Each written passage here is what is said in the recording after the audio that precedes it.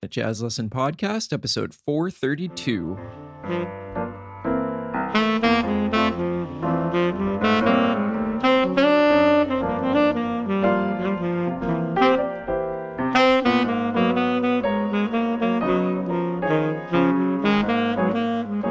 Hey, everybody, welcome back to episode 432 of the 10-Minute Jazz Lesson Podcast. We are on to part 3 in our series on prompting. We're going to stick with the blues this week, and we're going to explore another part of the form that I think is extremely important. This might be my favorite part of the form to really dial into and play something meaningful. Now, I hope if you've listened to the other episodes in the series that you're starting to develop a little bit of new vocabulary over the top of this form in those places. I hope that these prompts have had a similar effect to what vocabulary would do. After all, this is just another form of vocabulary.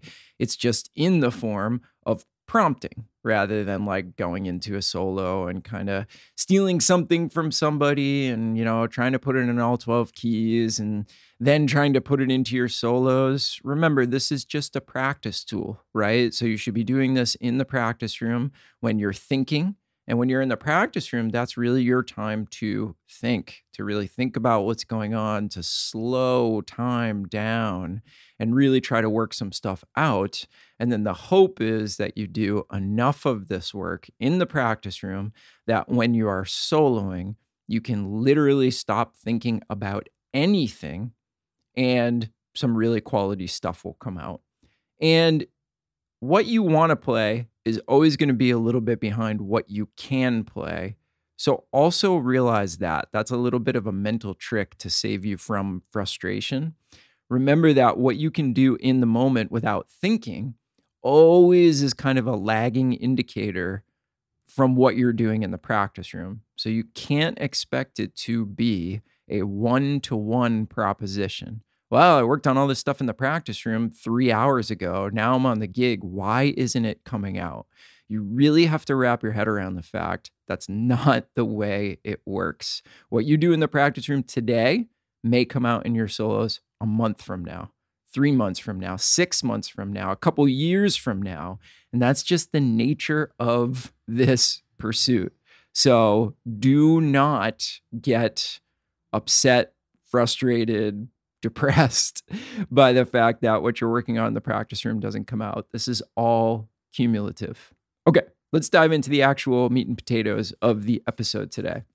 So in our first episode, we investigated the top of the form. Last week, we talked about halfway through the form, basically, like the 4 chord going to the sharp 4 diminished. And now we're going to take a look at bar 8 in the blues, which is typically the 6 chord. And remember, that's shorthand. Really what it is it's a 5 of 2. So it's a chord that leads us into the 2 chord. And if you have never utilized this chord before, this spot in the form, this is really going to revolutionize your playing. So if you're somebody that thinks about the blues as like, okay, we've got a 1 chord, then we go to the 4, then we go back to the 1, then we go to 4 for 2 bars, then we go back to 1 for 2 bars, then we do 2, 5, 1. If you think about the blues that way, that's great. That's a really good way to start thinking about the blues. But if we add that 5 of 2 to bar 8, it, I think, completely changes the game. It adds so much forward harmonic motion to our solos. It's absolutely amazing. So let me zoom in on what I'm talking about. So now we think 1, 4, 1, and then another bar 1, then we go to 4, then maybe we go to sharp 4 diminished, and then we go to 1. Now here in bar 8, if we're in the key of B flat and we're thinking in concert, we go to G7. Then we go to 2, 5, 1. See how that completely changes everything? Listen to how it pushes into the 2 chord.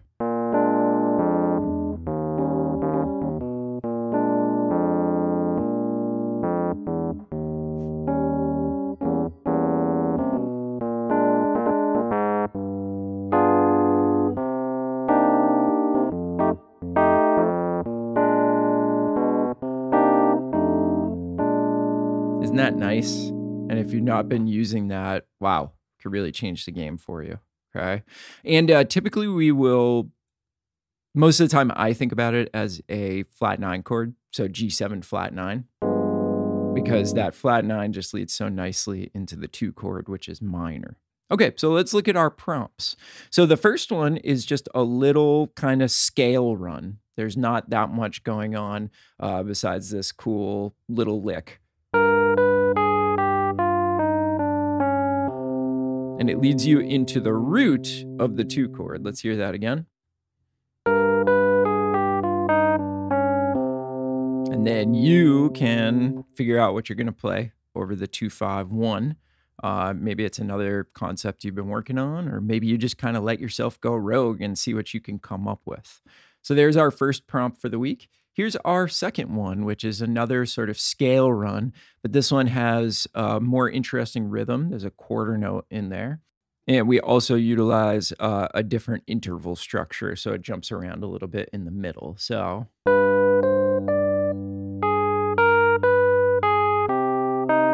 it also lands on the 5 of that 2 chord.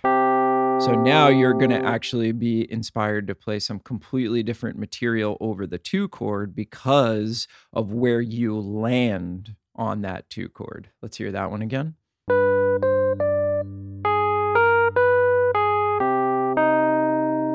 So there's the second one. And our third and final one for this week. Now we have even more of an interesting rhythm. We're going to actually utilize the power of some 16th notes at the beginning of this measure. And then this one is arpeggiated. And again, it lands on the 5th of the 2 chord, just like the last one, but we actually come into it in a very different way. Here it is really, really slow.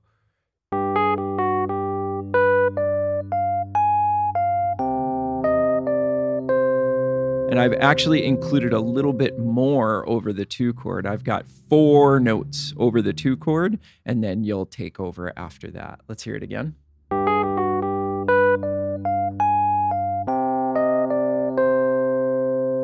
Okay, that's it. There is your 3 prompts for this week in one of my absolute favorite spots in the blues harmonically, which is bar 8, pushing into bar 9, getting a lot of clarity there, playing something with a lot of momentum that's going to go into that next measure, which sets us up for our 2-5-1, which is our tension and release. And, you know, one of the coolest parts where we can introduce a lot of different sounds in that bar 9 and 10, but now we're extending it out to bar 8. So I will have the PDFs with the prompts for all the Patreon members. The $5 members will also get a little trading track where I'm going to be using the prompts in my solo. And then you'll get a chorus to answer me back and use the prompts in your solo. So if you're not sure what I'm talking about, basically we are a listener-supported podcast. We don't do any ads on the show, which means we rely on the support of our listeners, people just like you that see some value in this. And that support comes in the form of a small monthly donation, and we utilize the Patreon platform for that. And in return for that donation, you do get, like I mentioned, materials for every single episode. So if you'd like the details and you'd like to support the show, help it keep coming out each and every week, go and check that out. You can go to our website, 10minutejazzlesson.com, click on one of the Patreon banners, or you can go to patreon.com and search for the 10-Minute Jazz Lesson Podcast. You get all the relevant details, and once you sign up, you get instant access, not only to this episode, but to every single episode that we have ever done. And obviously, that's quite a few. Quick shout out to some new patrons this week. Thank you to Vipo and Peter. Thank you guys so much for joining up to be part of the family. Hope you're enjoying your materials, and I hope that if you find this podcast interesting and useful, you'll think about supporting us as well. So again, 10minutejazzlesson.com, click on one of the Patreon banners, or patreon.com, search for the 10-Minute Jazz Lesson Podcast. All right, everybody, have a great weekend. Hope you're doing well, staying safe and healthy, and we'll talk to you soon. Bye, everyone.